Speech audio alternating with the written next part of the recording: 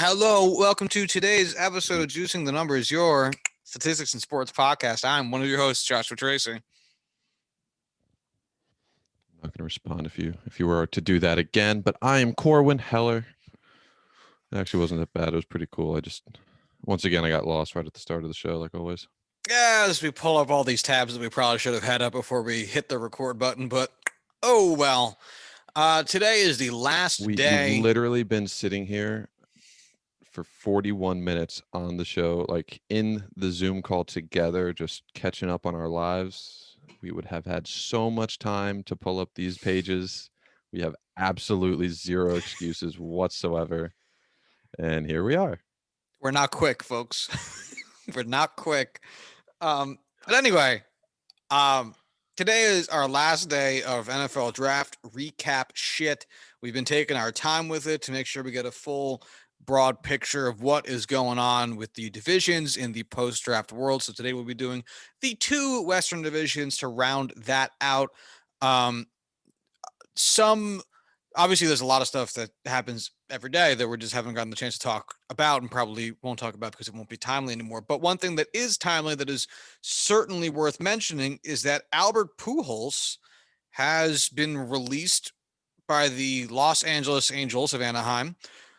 And since then, as of just yesterday, he cleared waivers and was signed by the Los Angeles Dodgers and is now going to likely finish his career with the Dodgers. A lot of feelings here. There are a lot of feelings here. As a Padres fan, fuck, Albert Pujols is now in the division. At the same time, it's not the Albert Pujols that would typically carry that kind of, should I say, fear. I don't know where exactly he would even fit into this lineup or if he, is ever going to see much playing time. Max Muncy is having a weird year where he's actually not hitting the ball all too well. He just happens to have a stupid high on base percentage and is still performing well as a first baseman. They don't have a designated hitter. I don't know where else you could even feasibly play Albert Pujols at this point in his career. I don't think you would ever allow him to touch the outfield. Third base is never going to be an option. It's really just first base and DH. And yeah, but even then, why would he choose to go to the Dodgers if he's not getting consistent playing time when that seemed to be a pretty big reason for him to want to leave the Angels or at least be content with leaving the Angels? Well, possibly World Series implications, but even then I don't know.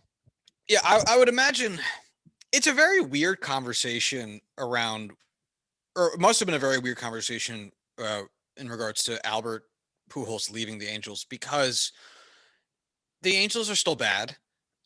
Actually, let's see where they stand in the standings today. As we're recording this, it is Sunday, May 16th, sure as Josh had to think about what fucking day it was.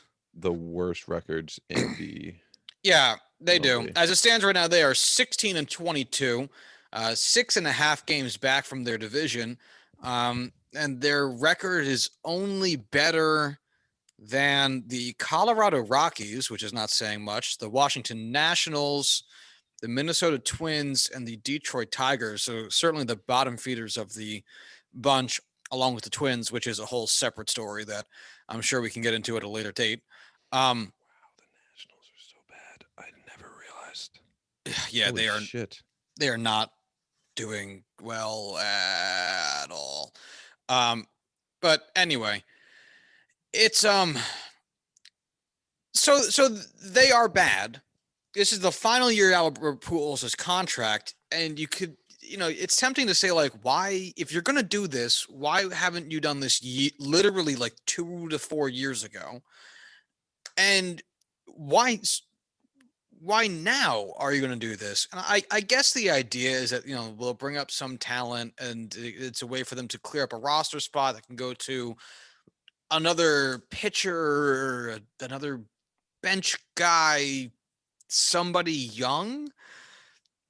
loosely, maybe a loose attempt at actively trying more, I guess. And if you're Pujols, I don't know. Like, I don't know how you approach that conversation with him. And I think that's part of the reason why he must have left as well, in addition to just being about the play time, because that is also, if I was Albert Pujols, I'd be insulted. Because if I'm Albert Pujols, it's like the GM of the Angels, whoever it is now, because they just fired their recent GM, they're coming out to him and basically saying, Albert, we don't want you playing much anymore. We need to replace your platoon splits in the lineup and probably most of your pinch hit appearances. But if you want to stay around in that role, you can. And that's, again, last year of the contract. He's probably not staying after this anyway. You know, like we're likely done here. I'd probably be like a little bit like, fucking serious? Now my last year, you're going to do this to me? Ostensibly my farewell tour, you're going to do this to me? So from his respect, leaving, I get it. And weirdly enough, going to a National League team, I think makes a lot of sense. I think there's a bell curve in age for which league you're in. Because a lot of like older players like to be in the American League when they hit the top of that bell curve, because you can DH. That's great. Don't got to be in the field. Don't got to do all that running around. Young man's shit. You got to sit on the pine, and then once every 2 or 3 innings, you go swing the bat a couple times, do your jogs, and then you go back to the pine. Easy going. Life. Yeah. It is. But there reaches a point when you're playing 162 games, that's kind of, as much as I'd love to field and do stuff, I get that there's definitely times where you kind of just want to be like, all right, I just want to go hit. I don't want to have to fucking run around the outfield or, deal with the like focus of playing first base, stuff like that. So right, or it's like my quad hurts, but like not enough for me to not swing a bat, just enough for me to like not want to run too much. But anyway, eventually somewhere on that age bell curve, when you start to get a little worse, the prospect of going back to the National League can actually be a little bit appealing, because of what's happening to Albert Pujols. You're not going to be looked at as a viable DH option anymore because you've gotten too slow. Your contact ability has gotten worse because your bat's slower, whatever. But that presents the opportunity. You're too slow to be a DH. That presents the opportunity for you to pinch hit, because in the National League, you constantly have to be churning through these pinch hit scenarios because you need to avoid the pitcher spot coming up in big spots. And that's basically what Ichiro Suzuki did.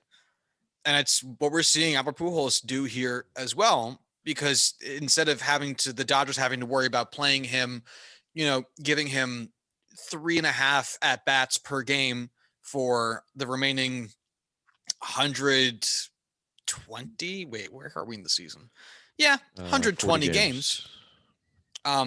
Instead, you can be worry about giving him 1 to 1.5 plate appearances over the course of the next 120 games, which you will take more of, because the marginal value of playing Albert Pujols over whoever you're, at this point with how injured the Dodgers are, 4th to 6th bench guy, is probably actually pretty good. So, and it's not like Jared Walsh in front of him has been electric this year. Like, they have a guy to play first base who is a guy that needs to be playing every single day.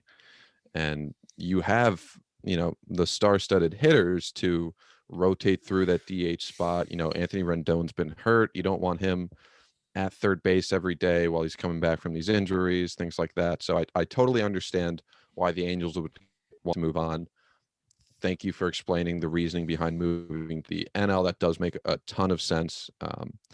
And on the Ichiro, on the subject of Ichiro, where was he before he finished it out with the Mariners? That was the NL, because I know he was with the Yankees when he was a little bit older. The Marlins. Okay. Yeah. All right. How long was he there? Do you remember? 3 seasons, I want to say. So like 10% of his career. Four seasons. His age 41. Wow. Oh, no, sorry, I was right. 3 seasons. Yeah, it is 3. 41 to 43. Yeah. Yankees. So yeah, I was right about the Yankees being there. Oh, cool. I had a pretty good grasp on what Ichiro was doing. Man, I can't believe Seattle traded him to the Yankees like the year that he finally slowed down, which is crazy to me.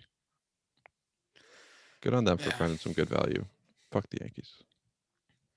Well, also, I think Ichiro asked to be traded. Okay, yeah. If I recall that correctly, Ichiro was like, "Y'all fucking suck. I gotta go." Man, what a crazy start to his career in MLB.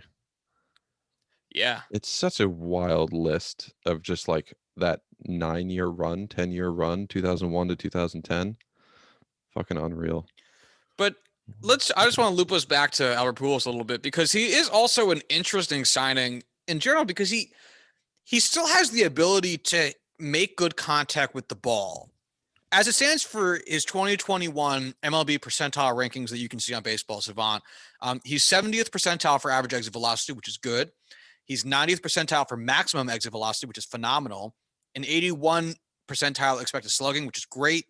89% expected, 89% strikeout percent, which is phenomenal. Barrel ball percents at 50 in the 57th percentile. Whiffs is in the 63rd percentile. Those are fine. His xWOBA in the 61st percentile, all of which is respectable. His walk rate is insanely low this season. The 5th percentile. It's so bad. But he makes really good contact, which is what you would expect to get out of Albert Pujols. And he doesn't strike out a lot, which I'm not sure if that matters too much, considering he's a ground into double play machine. But at the same time, that means that he might be able to, I haven't really dug into it too far, but it might be an element of working good at bats and being able to get good contact in what might be important moments, and hoping or banking on some of the double plays and just BABIP fun that Albert Pujols has been having could be chalked up to good defense and bad luck, and not necessarily Albert Pujols' it feels crazy to say true talent at the age of 41, but his actual ability at this point in his career, which apparently is still, I'm going to go up there and fucking destroy a baseball and just hope it's not in the ground. And honestly, I think the fact that just looking, you know what his BABIP is for 2021 so far? No. 176. Wow. That is so bad. Like, he has to be getting unlucky. Right. And the fact that he's got a 198 batting average with a what was it? 178? 176. 176. Wow, not even close. He's getting very, very unlucky. He should be batting fairly higher than that. Do you know what his Sierra is? Or is that a pitching? That's pitching stat. Jesus Christ, Corwin. That's we've all been there. Yeah, please, all of us have. Because with how hard he's hitting the ball, and his exit velocity is actually up this season by a non-insignificant margin, and with his BABIP so low, it's tough to look at it and say that he definitely shouldn't be doing. I mean, like, his xWOBA is up 50 points from last season. His xWOBAcon is up 60 points from last season. Hard hit rate is up 7 percentage points from last season. K rate's down. His walk percent's down too, but we're not going to talk about that. Like, point being, there are interesting reasons to still sign Albert Pujols. It's going to be super weird seeing him in Dodgers blue, and really just weird to see that Dodgers team kind of exist. Yeah. It feels like they've jumped the shark. I am fucking. It's just kind of popped into my head as a possibility, and it's already something I can acknowledge is going to keep me up at night and give me nightmares this postseason when we get to October. The idea of how old is Albert Pujols now? 41. 41-year-old Albert Pujols, just game 7 of the NLDS, NLCS, I don't fucking care, just pinch hitting and knocking the Padres out of the postseason. Just 41-year-old Albert Pujols pinch hitting, walking up there in Dodgers blue or Dodgers white, whatever it's going to be, and just fucking slaughtering the Padres. Yikes. Now, it would be really funny if somehow the Rangers managed to finagle their way into the World Series, and then Albert Pujols fucked them again as a goodbye gift. Oh, man. I think the Yankees. I think the Dodgers should go out and sign David Freese now. I think they should sign David Freese. And I think that the Rangers, if they were to get that far, should make a trade with the Yankees at the deadline to get back Rougned Odor so that he can bookend his career with a Jose Bautista and Albert Pujols knockout combo. No, Albert Pujols would own that short man. What the Rangers should do is they should make a trade with the Twins to get Nelson Cruz back. God, let's just move everything around and just make like a 2013 All-Star team. Let's recreate the 2011 teams, but in different locations. God, Albert Pujols on the Cardinals when they won that World Series in like 2010. What year did I believe they that win was it? 2011, actually. 2011 was like the first team that I can remember winning the world. Like that was the first year I remember acknowledging that the World Series was a thing that happened, because like my best friend at the time had a Cardinals World Series sweatshirt that just looks, it was like one of those nice fleece sweatshirts that Majestic used to make, and it was a great sweatshirt, and I was just like, damn, that's a nice sweatshirt, I should be a Cardinals fan. And then like 4 years went by and I was like, yo, fuck the Cardinals, they're the worst team in the world, go Pirates. Albert Pujols' career postseason OPS is a cool 1030, 1030, however we want to call it. Damn, that's serious numbers. But anyway, yeah, it would have been nice to see him back in with the Cardinals for, these few waning months of his career. Yeah. It's tough because I think baseball is inherently a sentimental sport, while also reminding you constantly to not be sentimental about it, because it doesn't wait for you, and it doesn't care. No one, people, I'm sure in St. Louis as fans, and I'm sure there's some people in the St. Louis front office who may have still been there when Albert Pujols left, or who may even just know Albert Pujols from times he's come back to St. Louis because he's made a couple appearances there since he's been with the Angels. Would have loved to have him back, but at the same time, it's got to be within certain parameters, and I guess the Dodgers were more willing to present a situation for Albert Pujols to get maybe more of playing time, or maybe more of a chance to go out with a ring than the Cardinals were able to offer. I hate the fact he's there so much. I do love the fact he's still playing because I love old man baseball. I hope the Dodgers sign R.A. Dickey next. Like, let's just fucking go for it, man. But it's man, it's fucking like, if you told me that a big money player from the Angels was going to the Dodgers by the end of the season, I'm not sure I would have guessed Pujols. No. I probably would have guessed Upton. Pujols is it's just so, because, Trout's not going anywhere and Rendon's contract is too new. I probably would have said Upton because that Dodgers outfield is really good, but I mean, they have a lot of hurt players, so I could see it, but and that's like why the Pujols? Only conceivable upgrade. Like AJ Pollock is like the only player on the Dodgers right now that's even in the conversation of like, oh, there's a readily available upgrade that you could probably get for him with him. I mean, third base, you're not going to upgrade, the ginger beard. You're not going to upgrade Corey Seager. You're not going to upgrade, Gavin Lux. You're not going to upgrade Max Muncy. Like, although Corey Seager is now hurt. Yeah, which is wild. Hey, now they can just trade for Trevor Story and just be the fucking worst team in the goddamn world. Oh my God. I would hate that so much. I really hate that Albert Pujols is just kind of like following around all the big rivals for Corwin Heller in baseball. Cardinals for so long, even though he kind of left by the time I got into baseball, which whatever, it's fine. But now he's on the Dodgers. I've been spending this whole time while you've been talking, looking over that 2011 Cardinals team, and it's got some wild appearances. 24-year-old Lance Lynn as a relief pitcher for Oh them. my God. Yeah. Oh God. Their number 5 starting pitcher was Edwin Jackson, who I'm surprised was 27 at that point. Well, yeah, that it feels like he should have been way younger. Wow, that's crazy. Matt Carpenter was a rookie that played 7 games for them. It's a wild lineup. Yadier Molina, Albert Pujols, Skip Shoemaker, Ryan Thero, David Freese, Matt Holliday, Colby Rasmus, which is a name I've not heard in a long time, and a 35-year-old Lance Berkman. Man. All right. John Jay, Daniel Descalso. Sorry. Let's move on. Yeah. Shout outs to you, Albert Pujols. You go get those home runs. One final thought.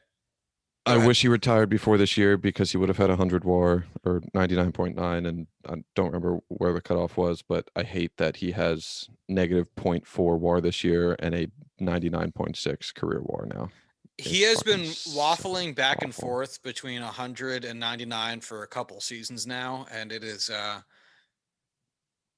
little sad because you want him to be in that very exclusive 100 WAR club, and he probably won't be, but that's gonna be hard. It's gonna be hard to get 0.4 WAR or 0.5 WAR, whatever he needs as a pinch hitter, even if it is the Dodgers. Yeah. But hey, really, the only thing that needs to happen for me is that Albert Pujols gets 23 more or 33 more home runs all this season, all this year. 33. Sure. Yeah. I don't know. Gotta crack 700, man. Fuck A-Rod. I really want that to happen. I hope he gets 2 hits the rest of the season. That'd be nice, but I don't think 33 home runs is going to happen. A man can dream. All right. Well, anyway, let's take it over to the draft now that we talked about baseball for long enough in a non-baseball episode. Let's start again starting with the AFC version. So we're going to start in the AFC West, and we're going to go by last season's divisional standing. So we're starting with the Kansas City Chiefs. All right. In the 2021 draft, the Kansas City Chiefs took linebacker Nick Bolton, center Creed Humphrey, defensive end Josh Kando, tight end Noah Gray, wide receiver Cornell Powell, and guard Trey Smith. Corwin, what name did I pronounce wrong? Joshua Kando. All right. Tell me about this draft. This is a mixed bag for me. And, I think Nick Bolton at pick 58 is a pretty good fit for that defense. Obviously not their biggest need at offensive line, which we know, but they got Creed Humphrey, which is an absolute steal at 63, was a guy who, probably could have gone early on in the second if a team there, if the board in the first round, was a little more offensive line heavy, things just tilted towards offensive line a little more this year. I think he easily could have gone, in the first 10 or so picks in the second round, talent wise. So great value for them there. That was kind of their last keystone piece for the keystone on their offensive line to really complete that revamped overhaul that we've seen this offseason after just an abysmal showing in the Super Bowl. So it's good to see them get that two early impact players in the second round after trading back. Joshua Kando is a guy that I know of personally because he was a prospect out of high school for Penn State. I think he's from Upper Marlboro, Maryland, Mount Carmel, Maryland, whatever. That's fine. Regardless, I think he's going to need some refinement, but he could be one of those rotational, DNs, edge rushers for them. And really just the rest of this class just doesn't do much for me. I mean, it's all those players who are just going to be rotating in and out. Trey Smith will be some depth on that offensive line. Cornell Powell is going to be depth, number 5, number 6 wide receiver for them. Noah Gray is going to be their number 4 or 5 tight end. I doubt they're going to have 5'10s, but whatever, you know what I mean. So it's the Chiefs. They needed help on the offensive line. That's really the only big thing they needed. They were able to do that in free agency. They bolstered it in the draft. This doesn't move the needle much because there's not much movement for the needle to move. But if anything, it just kind of put it right back up. I still think the Chiefs are the best team in football.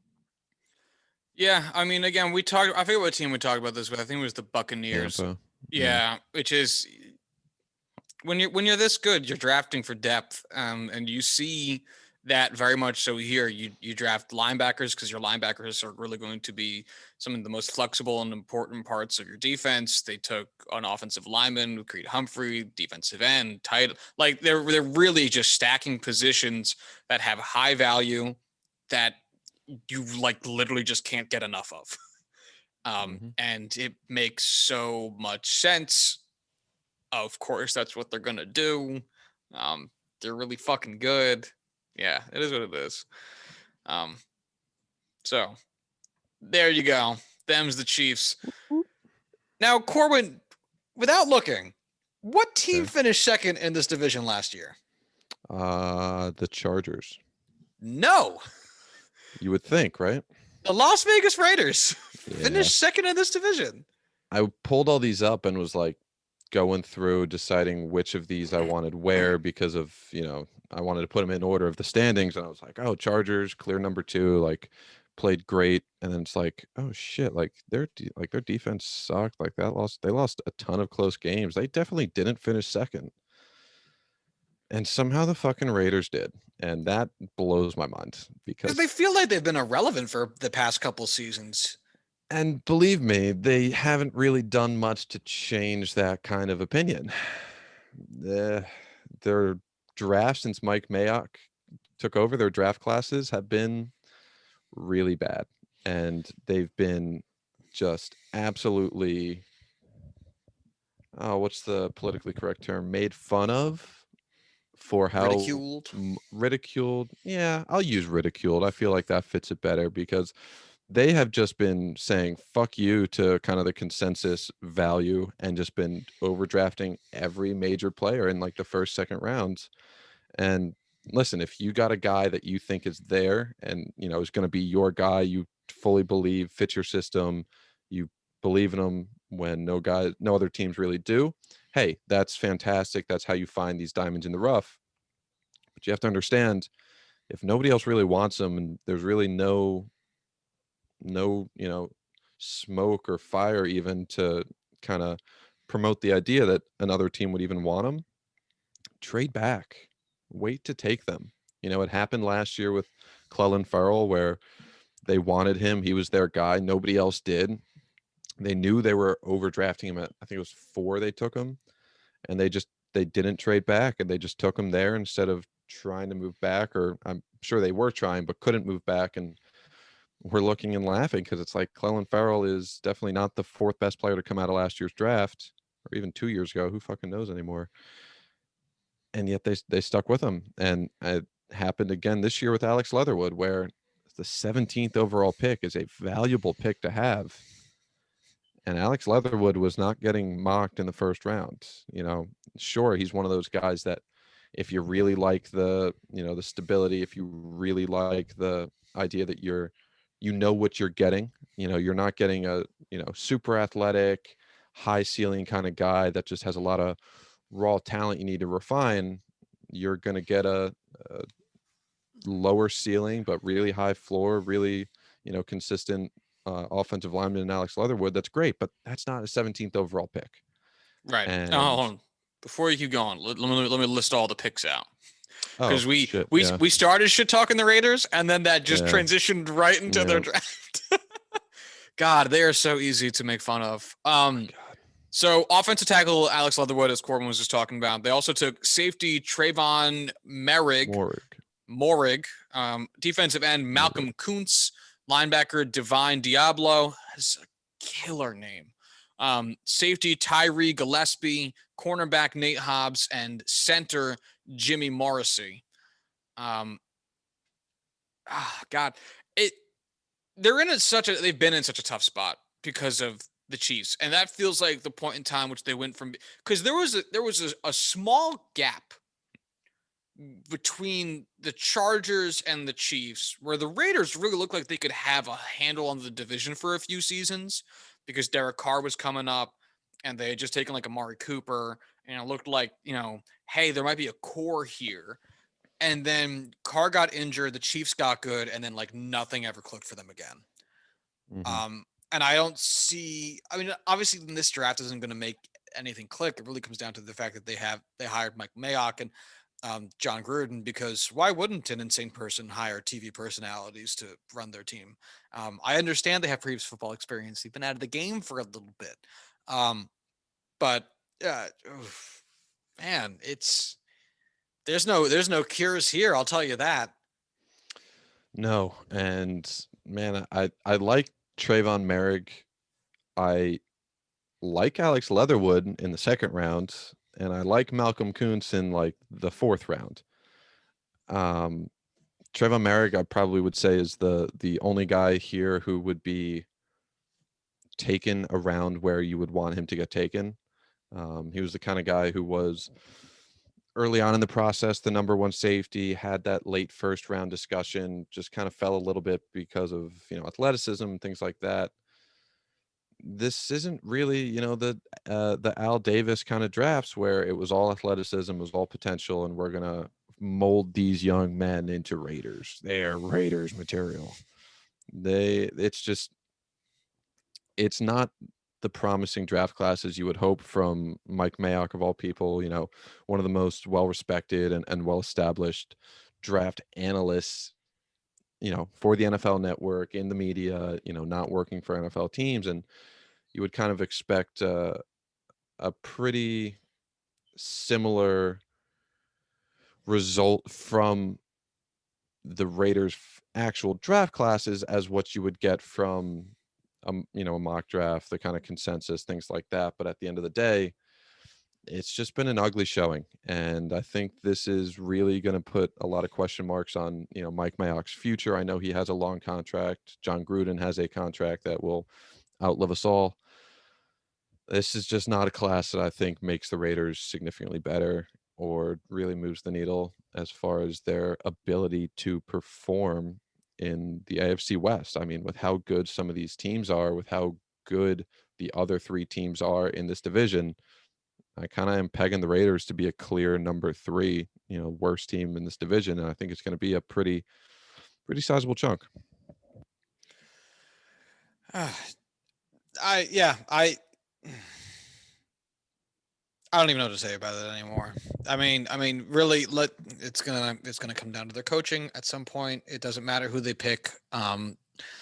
Their quarterback play isn't going to put them over the edge, and their coaching has to actually step up and do something creative and interesting. I mean, they got to an 8-8 season last year. I guess this draft technically makes them better because every draft does. Fuck, man, I don't give a shit. Let's talk about the Chargers. Fuck it, dude. Let's go bowling. The Chargers took offensive tackle Rashawn Slater, cornerback Asante Samuel Jr., wide receiver Josh Palmer, tight end Trey McKitty. Wow.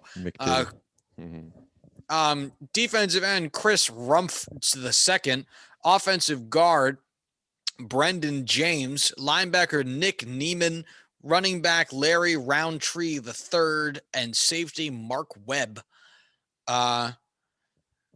All right, so a lot of offense here.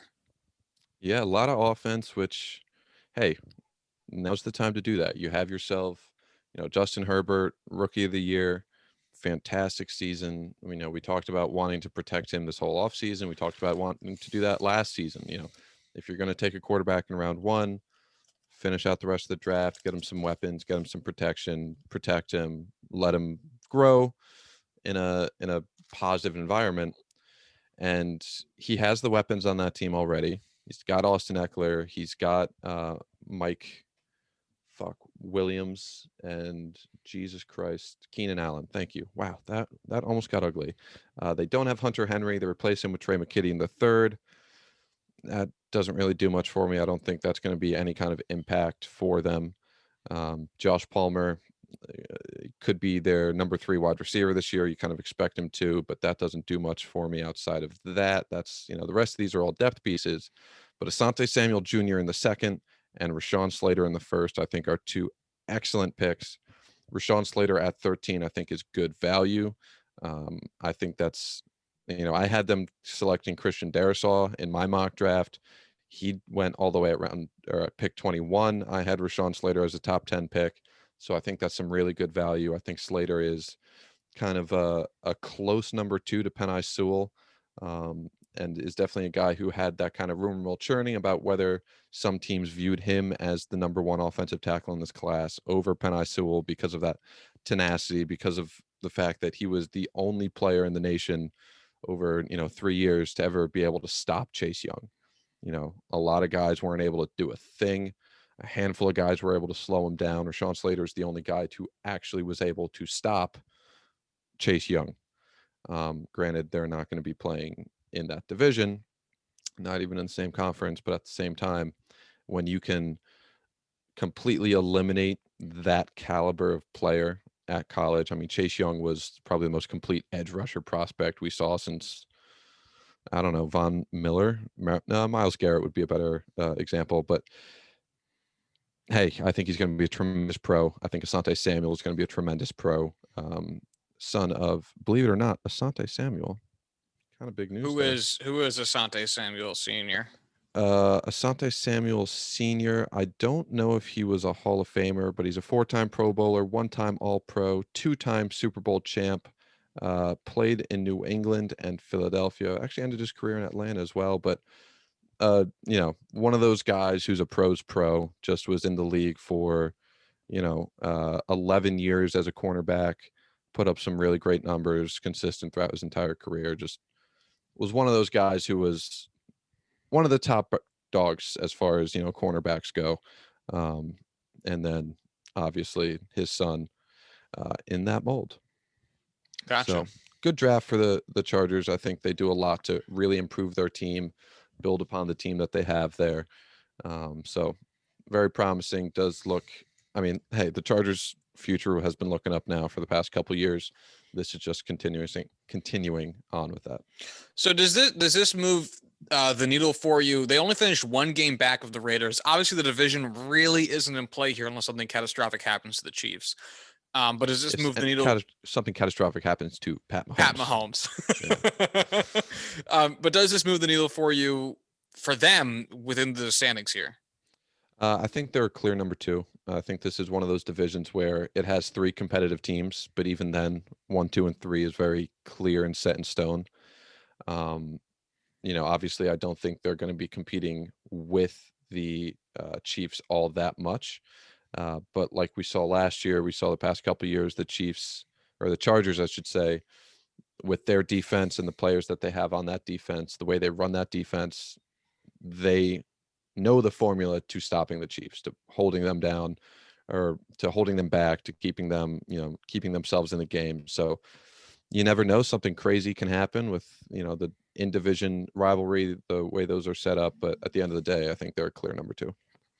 Yeah, I agree. And this draft really just solidifies it.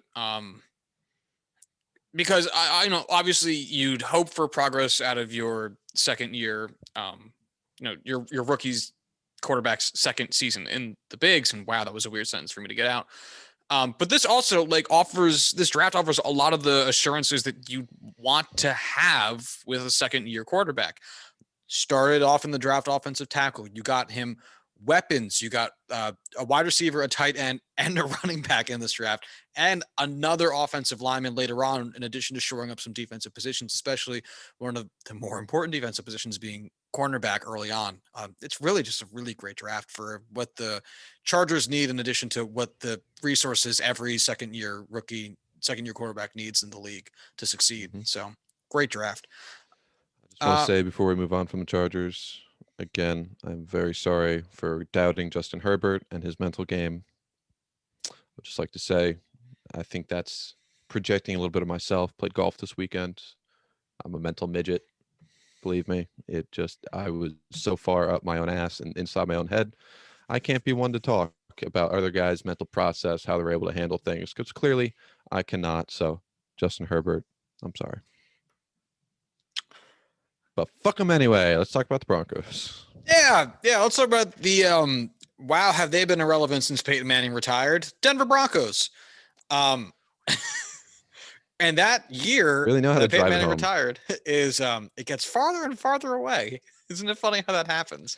Man, what was the last time the Broncos won a playoff game? Was that? Oh, right. Tim Tebow over the middle. Demaryius Thomas, 88 yards, touchdown against the Steelers in the wild card game in overtime. End pass. Oh, God. I've said this before in the podcast. The biggest sports nightmare I've ever seen, and just the one that relives in my mind and is probably something I should speak to a therapist about, is watching that fucking Tim Tebow just 15-second wind up as he unleashes that ball down to Demaryius Thomas and just ruining my night and just ruining my young fans' life. And that's how I felt in 2001 watching the Yankees lose the World Series to the Diamondbacks. But I was 4 years old. Yeah, well, fuck your childhood. Quote the great Michael Jordan. Fuck them kids. All right. So anyway, the Denver Broncos draft, they took cornerback Patrick Surtain, running back Javonte Williams, guard Quinn Miners, linebacker Baron Browning, safety Caden Stearns, safety Jamar Johnson, wide receiver Seth Williams, cornerback Kerry Vincent Jr., defensive end Jonathan Cooper, and defensive end Marquise Spencer. Corwin, correct me if I'm wrong, but this is the first non-John Elway draft in a number of years, right? I believe they had a different GM doing this.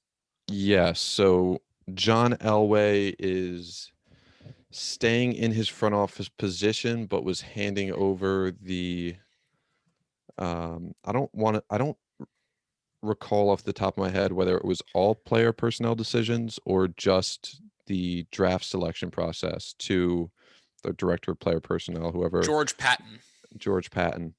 But yes, this was John Elway's first draft as GM without that hands-on approach, because he's been real bad at it.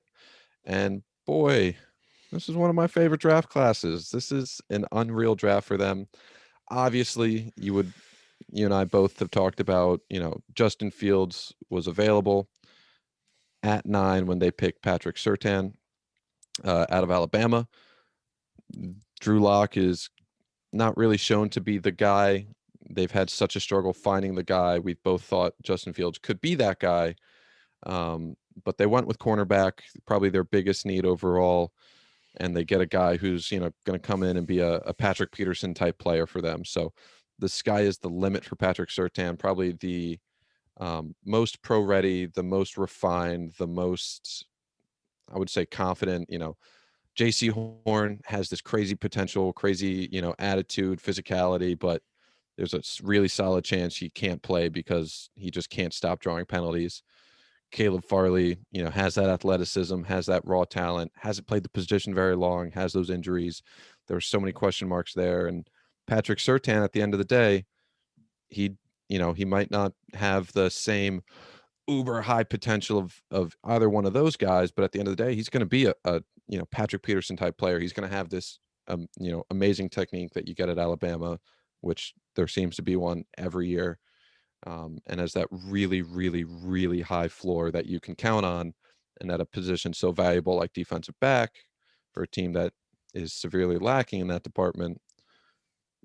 A very understandable pick for them to take. Javonte Williams at 35, I think, was a little early for him. But at the end of the day, we talked about this earlier with, the Steelers, with how shallow this running back class is. He was kind of the third head on that three-headed monster coming into this. One of those, pass catching, 3-down backs, Alvin Kamara type mold.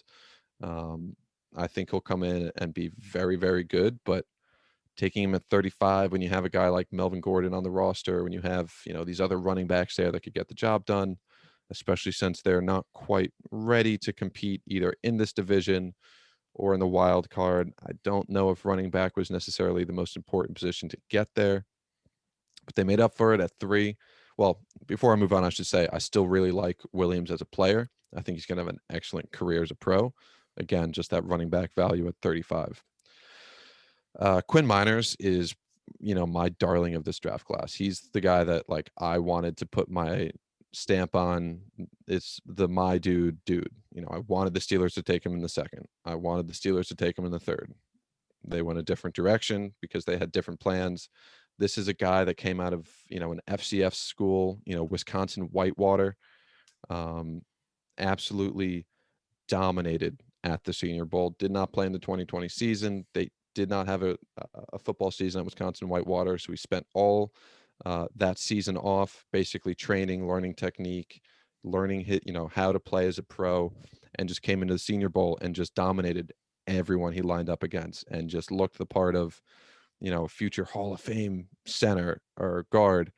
And listen, there's so much risk there for a guy that never played against that level of competition, whose film the last time he played was very inconsistent, but he looks like he has the potential. Everything looks the part. He looks like he's ready to step up and play some big time football, possibly not, starting day 1, but next year should be a cornerstone piece, and sky's the limit for him.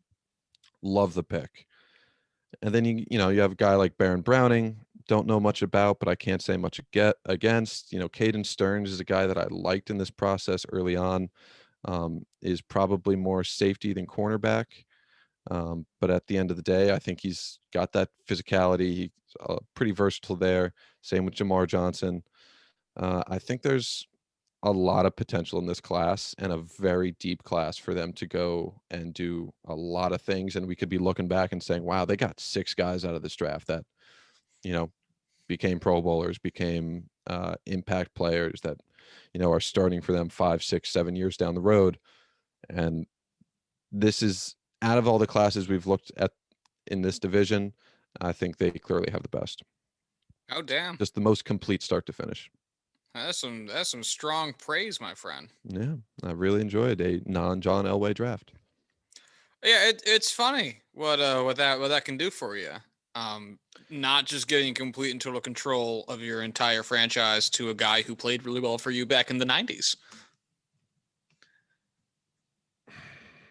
Look, it's like some back players 90s, have a head for the game famous. And can do the job, and a lot of them can't. And there's no rhyme or reason for it. There's no hard and fast rules. It's like listening to Jack Flaherty talk about how Wade Boggs was a horrible player to get hitting advice from back when he was a player, because he was just so good. It didn't make sense to him that you were bad at it. Some players are like John Elway, where it's like, great Hall of Fame player, apparently can't evaluate talent for shit, versus Derek Jeter, who everyone was like, why would he want to buy the Marlins? And now the Marlins are such a well-run organization that they're actually kind of competing significantly faster than anybody thought they realistically would after trading away every valuable asset they had. So again, don't be nice to people that you like just because you like them when it comes to the future of your entire fucking organization. Don't judge a book by your cover. Sorry, I just got distracted. Clint Frazier, left fielder for the Yankees, always makes these wild diving catches, made another diving catch and shattered his sunglasses in the process. And it was really funny. He makes the most unnecessary dives I've ever seen in my entire life. It's so much fun. And I will take this position now that diving because you got a bad jump or a bad read is not impressive, because all you're doing, it's the Derek Jeter conversation all over again.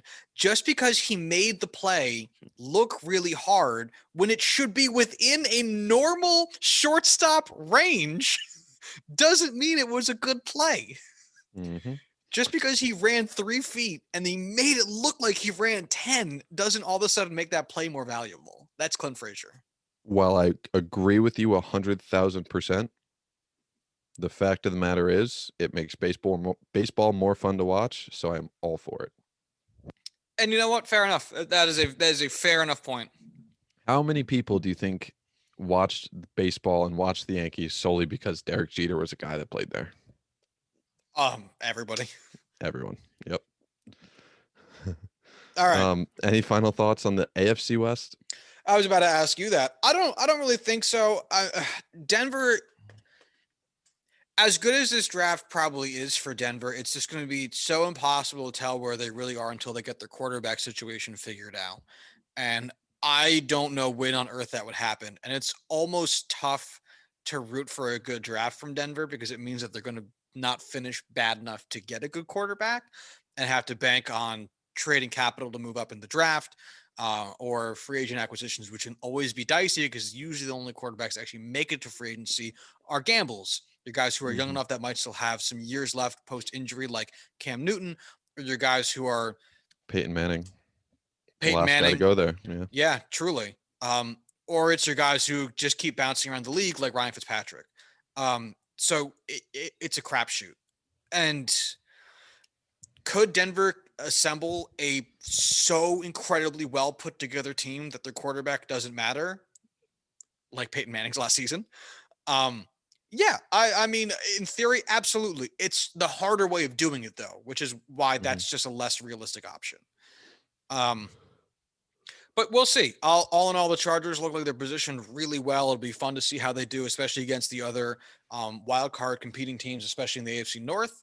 And we'll see what comes out of the rest of the division, kind of as they try to figure the shit out against the Chiefs. That's the big dog. That's a tough spot, but we'll see. We will see.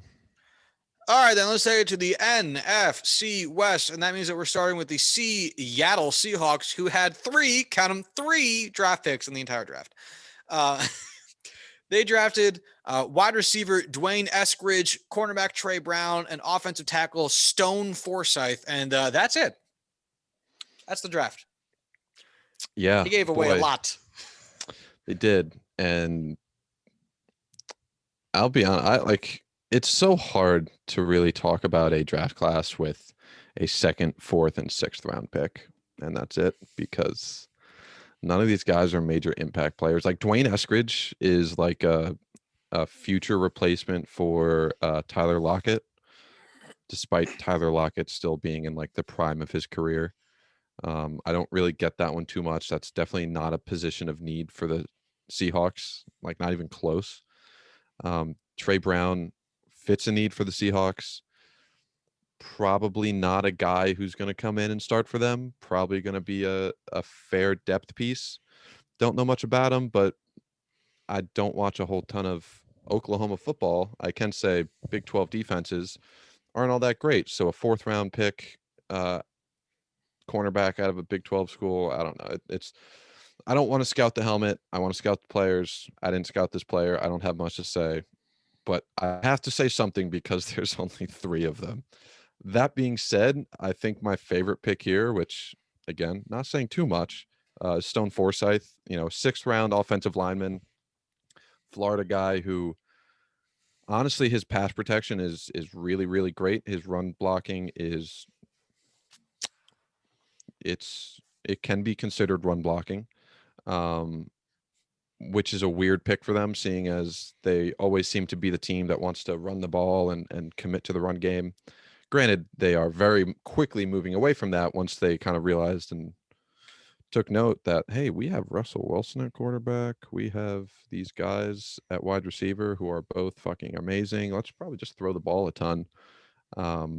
So I think he'll be a day one starter for them, possibly opposite Dwayne Brown. I don't know who their right tackle is right now, so that could be talking out my ass, but at the end of the day, I can't really say the Seahawks did much to improve as a team, because while they are a good team and they were clearly the best team in that division last year, they only got three players. So you can't argue they got a bunch of depth out of it, because they really didn't. They don't really have any impact starters, Brandon Shell is their right tackle on the depth chart right now. I bet Stone Forsythe could slide in there and be that kind of guy. I think it's much more likely that he's going to be a replacement for Dwayne Brown in the future, because Dwayne Brown is, let's see, 37, 35. Wow, he's not as old as I thought he was. So maybe he's got a couple years. But regardless, I don't think this moves the needle for Seattle at all, because I don't think it could if they tried. Yeah, I mean, that's kind of what Seattle is going for in regards to how they're evaluating their capital.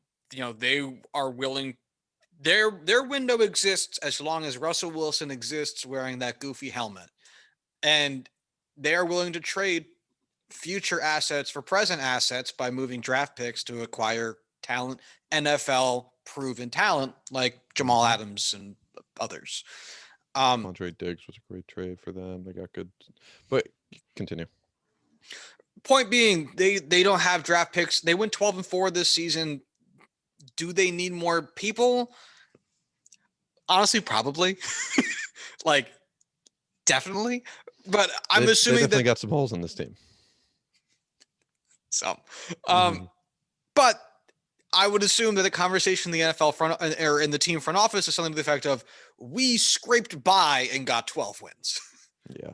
If the coaching is consistent, if Russell Wilson can be consistent, and we can try to shore up positions where we can with these 3 fucking picks, and get more value out of the depth pieces that we have today with better coaching, blah, blah, blah, blah, blah, blah, blah, we can do it. And if you believe that argument or not, I would assume that's where they're at, because that's what we're seeing.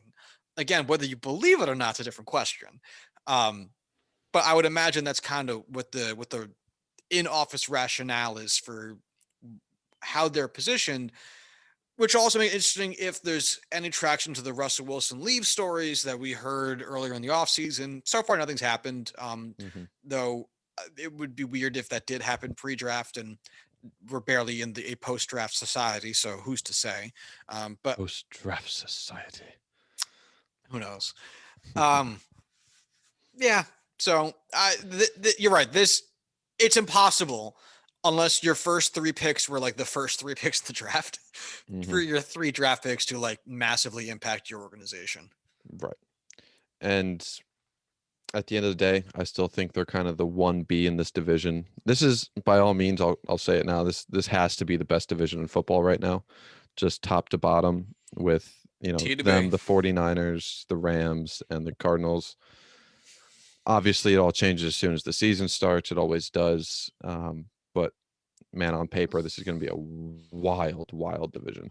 So, should be fun. And they still got Russell Wilson, so it'll be exciting.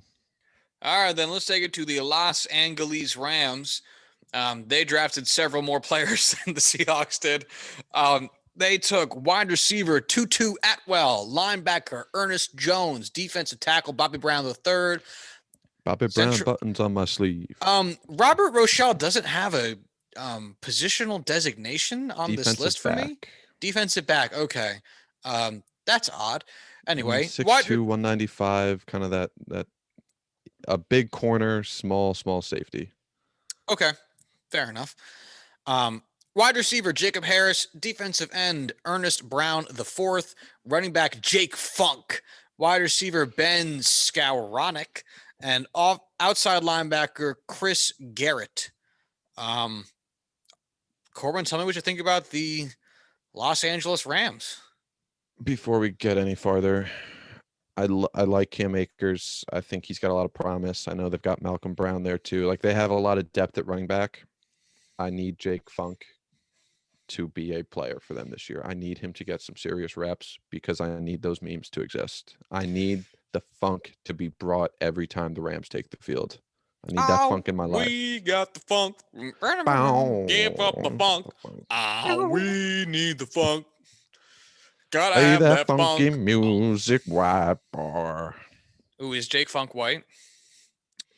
You think a man named Jake Funk is of any other ethnicity other than white bread Caucasian? I actually have no idea. I'm Yeah, he is. He's very much so is.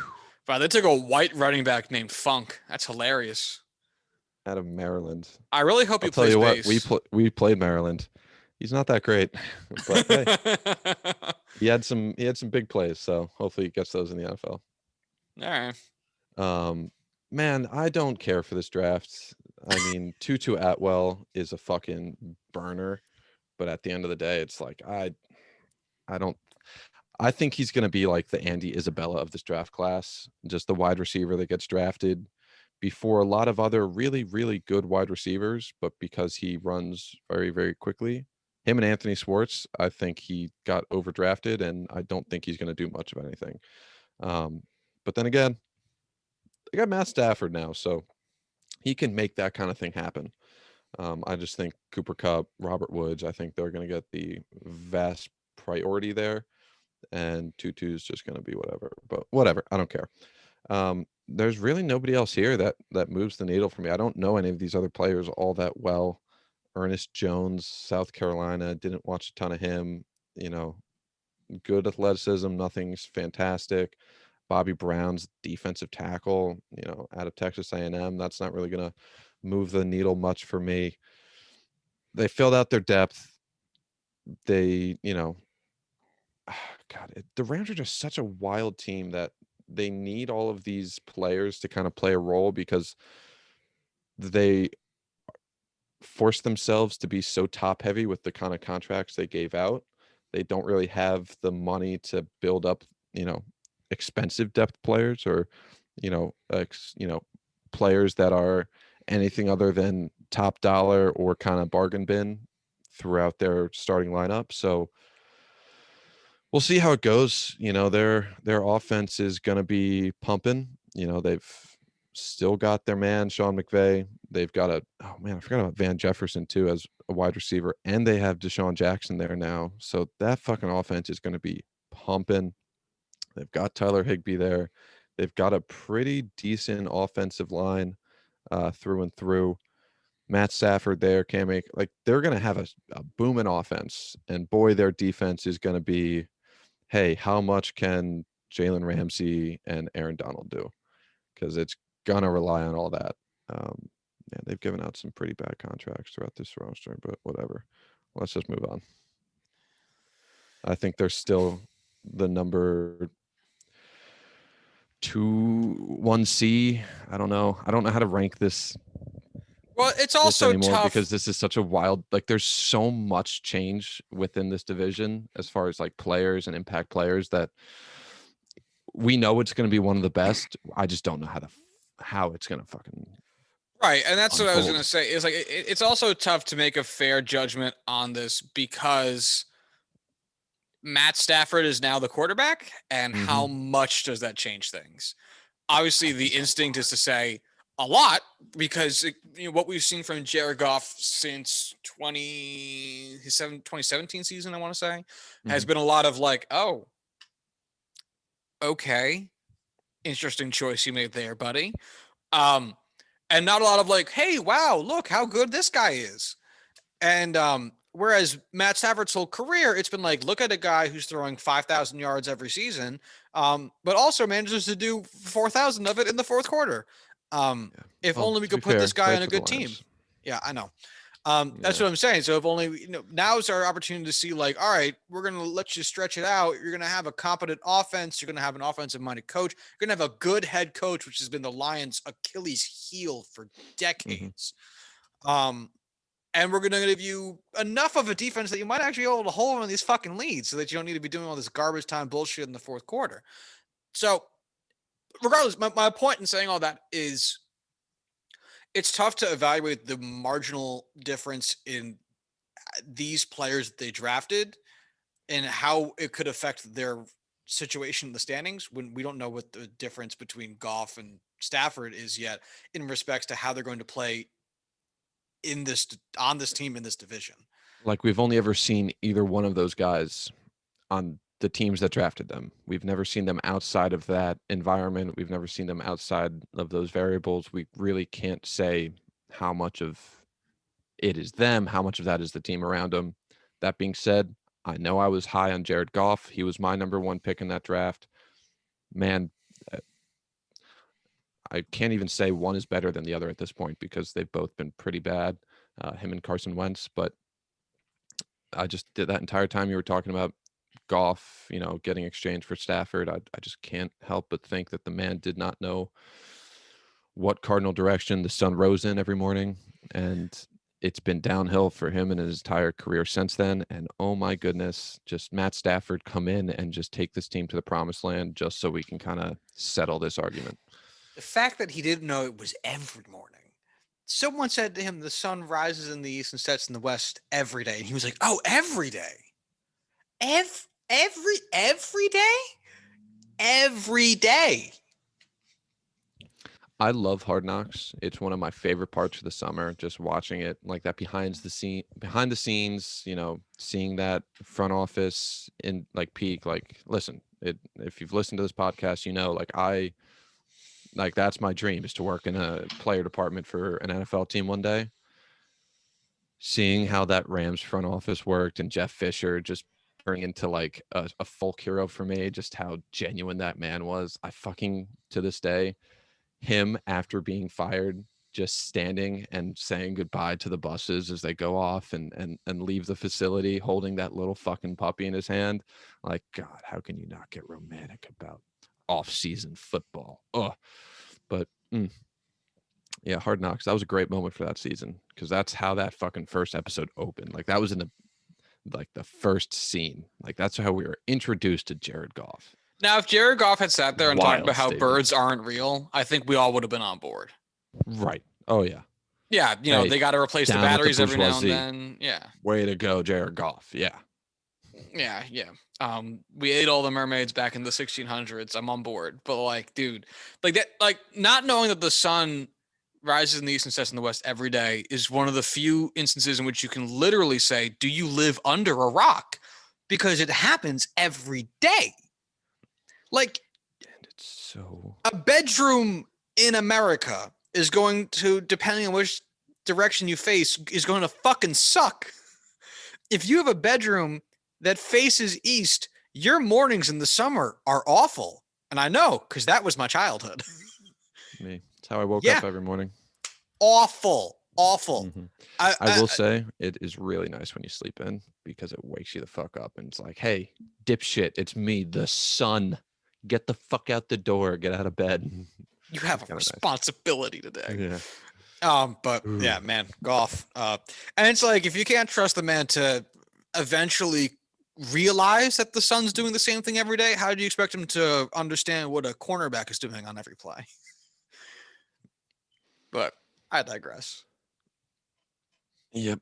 Oh boy. But yeah, The Rams, this doesn't move the needle much, but they have other bigger, like, this is not how they were building their team. That's not how they've ever built their team. Right. Exactly. So, all right, let's take this over then to the Arizona Cardinals. They drafted linebacker Taven Collins, wide receiver Rondale Moore. Rondale? Who knows? Rondale Moore. Cornerback Marco Wilson. Defensive end Victor Dimukeji. I need to read it because I don't know. I'm going to say Dimukeji. Cornerback Tay Gowan, safety James Wiggins, and center, Jesus, Michael Menet. Michael Menet. Jesus Christ, dude. No, well, to be fair, that is how you spell Michal. So I'm just saying. Spell Michael. There's no E. It's Michal. Michael has an E in it. Does it? Yeah, Michael has an E after the A. Oh, wow. That is the Israeli name, Michal. Okay. All right. Sorry. He went to Penn State, so I can't say I've seen it written more than I've heard it spoken. Seen it heard? So he's seen it heard. But yeah, I just happen to know Michael Menet offhand. Nice guy. Very nice guy. Can't say that for all of the Penn State players taken in this draft, but Dimukeji is the correct pronunciation, by the way. I looked it up. Okay, I was close. I think you were on. I think that's what you said. It does not matter. So let's just move on. I like the Zaven Collins pick.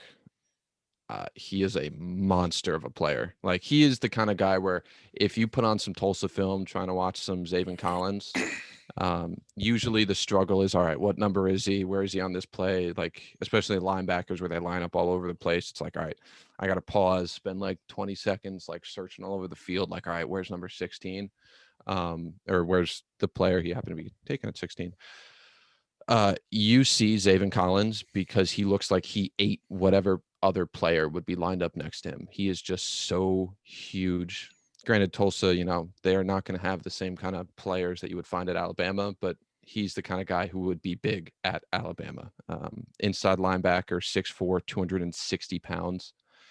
That is just a fucking freak. Ran a 4.67, 35-inch vertical at that size, 4.36 shuttle. So crazy athlete, is going to be the kind of guy that can come in and get 100 tackles. So I really like that fit. Took a linebacker early on last year, took a linebacker here. So that defensive front seven is set. I know I said Quinn Miners was my guy's guy, the guy I wanted to put my stamp on. That is a recent addition to my list. Rondale Moore has been my guy since his first game in college as a true freshman at Purdue.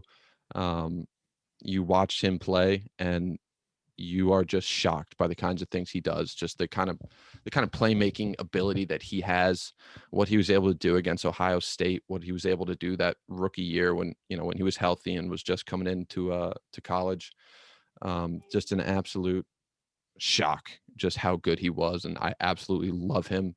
I really, really, really am rooting for him, and I think he's going to do some pretty great things. Not my favorite place for him to go because of how deep that position group is in Arizona, but player-wise, I love it. Marco Wilson. I don't know if you remember us talking about it. I think we talked about it on the podcast where a Florida player threw a shoe 20 yards down the field, and it cost his team the game. I know John Boy did a breakdown on it. It's a big storyline because of how fucking ridiculous it was. Literally just took an opponent's shoe that came off during, the play, ripped it off him, and then just threw it 20 yards down the field. Unsportsmanlike conduct penalty, kept the ball moving, cost Florida the game. Hey, that was Marco Wilson.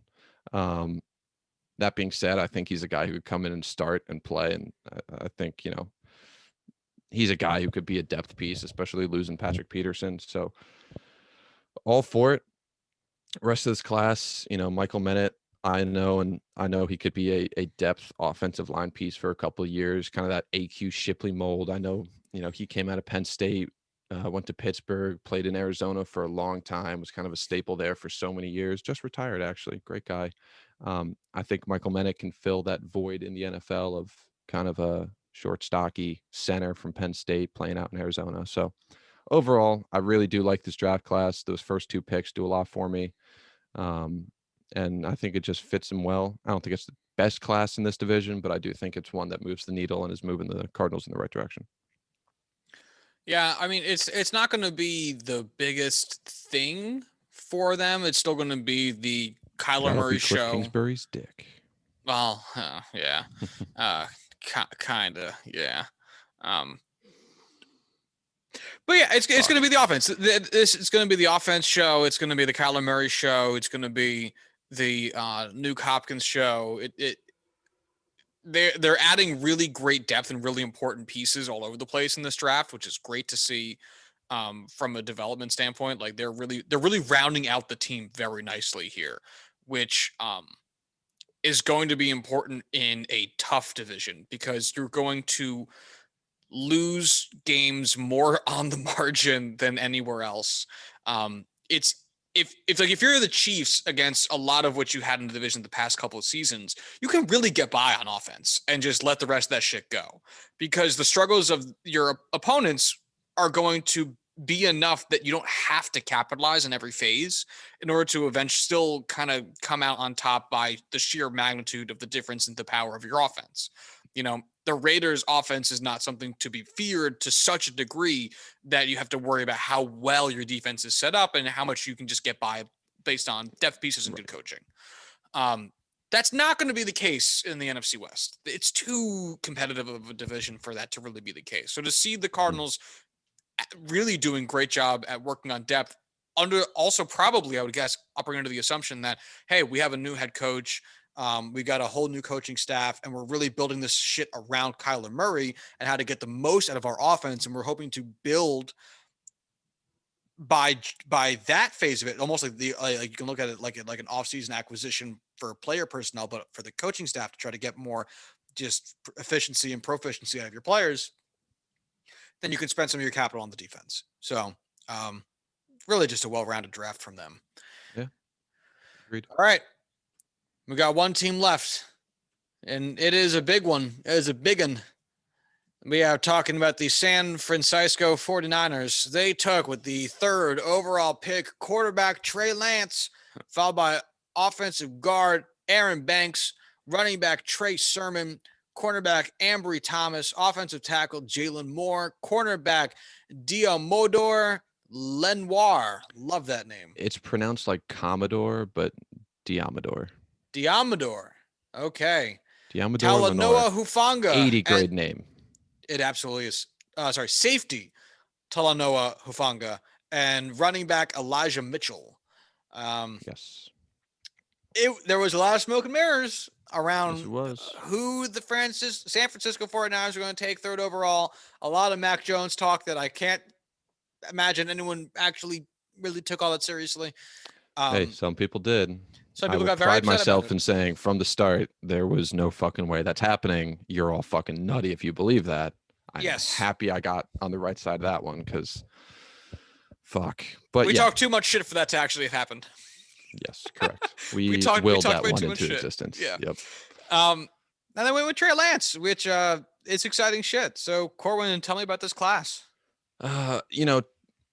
At the end of the day, Trey Lance was not the guy I either predicted or would have taken there, but that's totally fine. Trey Lance has such an unbelievably high level of potential. He can be an MVP season Cam Newton.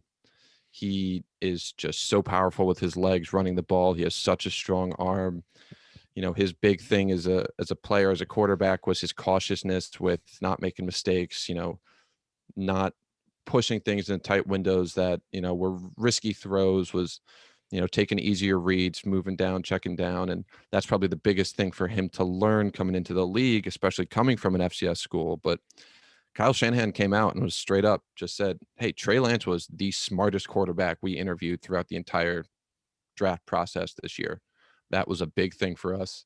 They love his potential. And it just happens to be an environment where it does not get better than this, both with the protection he'll have, the weapons he'll have around him, and the coach leading him. Kyle Shanahan is the best coach in the NFL right now. I wholeheartedly believe that, right up there with Bill Belichick. I just cannot imagine a better situation for a quarterback to go into. So when you have a guy like this, think of like a Josh Allen type rawness and potential coming into the league with these weapons, this protection, these coaches, this situation, this defense protecting him. He has all the room in the world to flourish. He has all the key pieces he needs to do well in the league. So I'm fully expecting a fantastic season from him and a fantastic career. If this draft was only Trey Lance, I would say it's a huge win for San Francisco because they didn't have a ton of holes. They were already a team that, with a quarterback, with that coaching, with everything they have, could get back to that Super Bowl and could do it fairly easily in that NFC. And I think now this is just one of those teams that's going to be pushing their, competitive window out for another 5 years. And it's just basically going to be who's going to stop the 49ers. Because it's honestly theirs to lose in the division. It's, they are one of the front runners and will be for the next 5 years at the very least in the entire NFC. It's all the potential in the world for this entire team. Love this draft class. So I like the Trey Lance pick. Aaron Banks, getting more protection along that line, getting a guard for them to come in and grab. That's great for them, especially with the holes that they need filled along this offensive line. Trey Sermon is not one of those top 3 backs that, we talked about. I've mentioned it multiple times, how this was a 3-headed monster at running back, and everything else after that was just kind of a big fall off. That being said, Trey Sermon was the clear number 4, and his vision in a Kyle Shanahan offense and his ability to just burst through some holes is going to be electric. I know there's a lot of running backs there, and Kyle Shanahan has always used multiple running backs. Get on board the Trey Sermon train, because I think he's just going to have a tremendous amount of opportunity there. I think he's going to really exceed expectations. So love Trey Sermon. Ambry Thomas is a guy who, taken 102nd overall, 3rd round, is still a guy that could come in and be a role player. A guy who can come in from Michigan and play day one and play some snaps, fill a role for them. And Diamador Lenore has really no right as a 5th rounder to come in and be as good as some of the clips I've seen in their rookie mini camp, where he is just playing uberly physical, locking up receivers. Reading through his kind of draft profile and his scouting reports from guys who know him better, tight-hipped guy who was a top prospect, top overall player when he came out of high school. As an athlete, went to Oregon.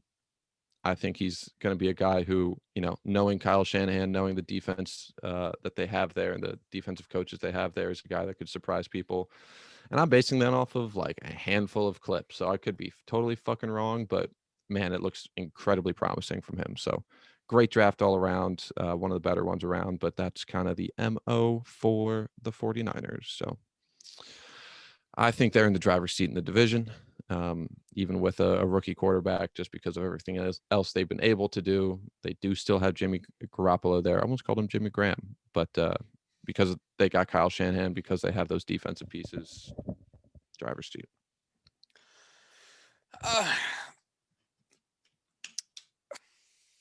It makes you wonder what this offense would look like with a guy who's not Jimmy Garoppolo, because we've only seen the Jimmy Garoppolo version of this Kyle Shanahan-led team, and it has been a good offense, but with its limitations. And so to get a full scope of just what it could be with the rookie, it can't be worse.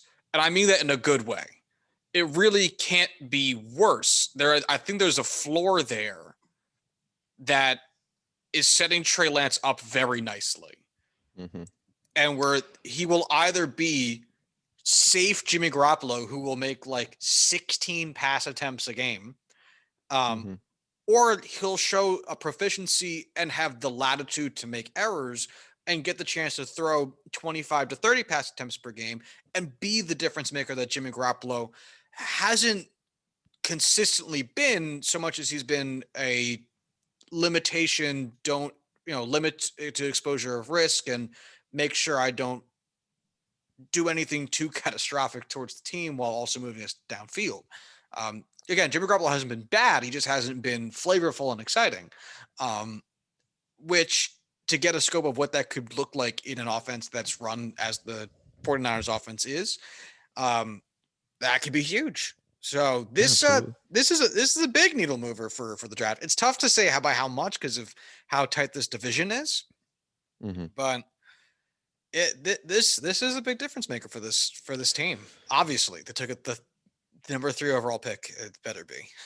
And really, they're going to go as high as Trey Lance can get them. They're not relying on him to take him anywhere. It's really just, hey, can you keep up with where the rest of the team is going to take you? So for his rookie year, with how much he's probably going to play, I think he's going to play a little more than half the season. I'm sure they'll give Jimmy like the first 4 or so games. I don't know when their bye week is, but I would imagine after the bye week is my prediction for when he would come in and be a starting quarterback for them moving forward. But the idea that we're still in the thick of this Aaron Rodgers mess, and boy, wouldn't it be nice if you had to trade Aaron Rodgers to get back the 3rd overall pick? That'd be pretty cool. That's a pretty great quarterback. Hey, Jordan Love has not really, by everything we've heard from reporters and people watching the team, Jordan Love hasn't really done anything to impress the team enough to really commit to him. Hey, Jordan Love's kind of the guy to bring in. He's got some tremendous, value. He's a guy that you could go from Favre to Rodgers to just another franchise cornerstone with Trey Lance. You're already going to lose Aaron Rodgers. Might as well make that trade. And boy, could you imagine the 40 fucking Niners, arguably the best team in the NFC, with Aaron Rodgers at quarterback? You kidding me? No. Yeah, no, that would be, the Chiefs with Pat Mahomes' level of completeness and just unstoppable. And I don't, it's like an unstoppable force meets an unmovable object. Just that would be the single greatest Super Bowl of all time. Ooh, I love it. Sending shivers down your spine. Yes, it does. The 49ers have a bye week 6. So I think week 7 will have Trey Lance starting in the NFL. Okay. Against the Colts, too. That's a pretty good. Oh, man. Week 8 against the Bears, Trey Lance, Justin Fields. Ooh, yeah. Give me some of that sugar. Week 3, they play the Packers. Make that trade, guys. Make that trade. Make it. Make the trade. Sure thing, buddy.